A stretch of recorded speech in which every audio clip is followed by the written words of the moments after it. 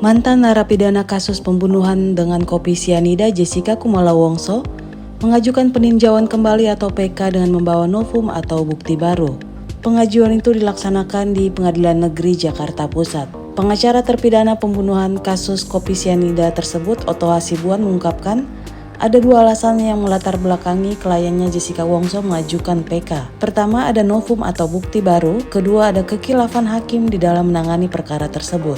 Novum yang diajukan adalah sebuah flash disk yang berisi rekaman CCTV atau kamera pengawas di tempat kejadian perkara. Otto menuturkan ada bagian rekaman kamera pengawas di Oliver saat kejadian kematian Wayan Mirna Salihin yang telah hilang. Selain novum, dia menambahkan, hanya dalam kasus ini Jessica dituduh bersalah melakukan pembunuhan dengan racun tanpa proses autopsi terhadap korban. Apakah otopsi ini boleh tanpa diotopsi bisa dinyatakan dia mati karena racun? Dan diketahui pula lagi matinya karena sianida.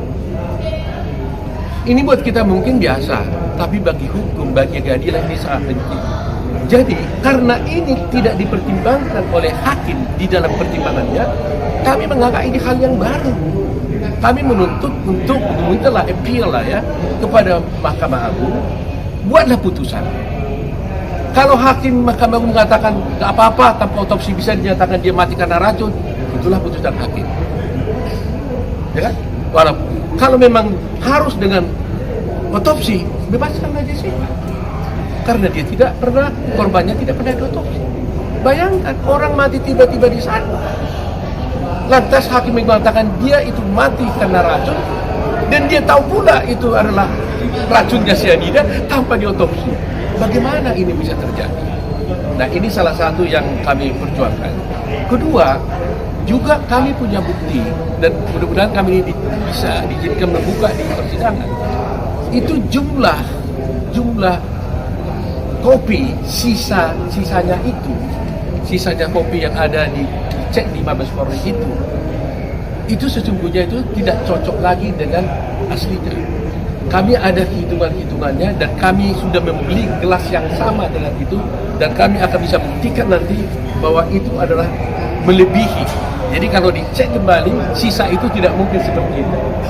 Ya, dan itu kita menjadi alasan kita untuk PK. Nah, ketiga yang paling sangat penting adalah ketika Jessica dituduh melakukan pembunuhan, Mirna dibawa ke rumah sakit, kemudian dokter memeriksa cairan di lambungnya 70 menit setelah Mirna meninggal.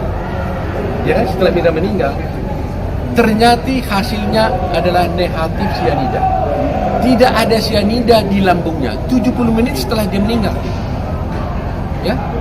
Tapi coba bayangkan, berarti kan negatif sianidanya. 3 hari kemudian, setelah diformalin, bahkan akan mau dikubur lagi nanti Mirnanya, diperiksa kembali lambungnya, dinyatakan ternyata ada sianida 0,2 miligram. Pertanyaannya, mungkin nggak dari tiada menjadi ada? Orangnya udah mati. Kalau orangnya sudah mati, maka dari adanya, kalau ada tadinya di sana sianida, bisa hilang karena udah mati, karena waktu. Tapi kalau umpamanya dia sudah mati, di sini adalah sianidanya tidak ada, diperiksa 70 menit, 3 hari kemudian kok ada, itu dari mana jalannya? Bagaimana bisa dari tiada menjadi ada? Nah, inilah yang gak pernah dijawab oleh Mahkamah Agung.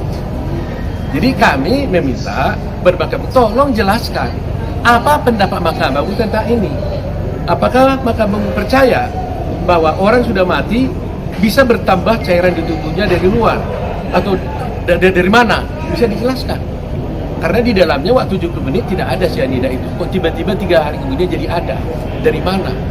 Nah, itulah yang ingin kami jelaskan. Jadi masih banyak ya yang dulunya sudah ada, tapi kami tidak mengajukan itu karena tidak dipertimbangkan.